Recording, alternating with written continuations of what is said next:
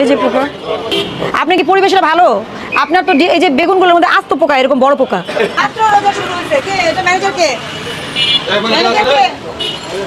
একদিন হয়েছে না?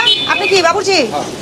একদিনে কি এত নোংরা হয়? রোজা মাত্র শুরু হয়েছে, আপনি কাজ করবেন তো অবশ্যই। আপনার তো এই ফ্রিজ খুলেন, ফ্রিজ খুলে আপনাদের, আপনি খুলেন ফ্রিজ, কোনো কিছু নাই, দেখাই তো যাচ্ছে কি বলেন কি বলে ফ্রিজে কিছু নাই, বাসি খাবার কেন ফ্রিজে? খুলেন। আপনি কে? এগুলো বের করেন, বের করেন, সব বের করেন।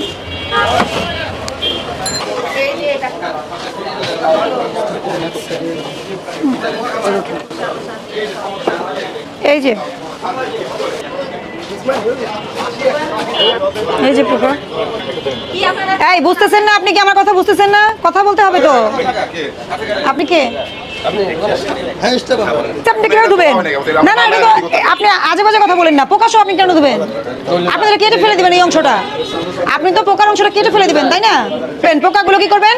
কেটে ফেলবেন, বেছে যেটা ভালো ওটা রাখেন। আমি বুঝতে পারছি আপনাকে। পোকা আপনি ধুয়ে আপনি এটা কি করবেন? আপনি বালকে ধুবেন, এটা তো পোকা রয়ে যাবে, আপনি তো ক্লিন করতে পারবেন না পুরোটা, কারণ পোকাটা তো একদম ভেতরে ঢুকে আছে, আপনি দেখতেই পাচ্ছেন। এটা তো হলো না, আপনার একটু কেটে বাদ দিতে হবে।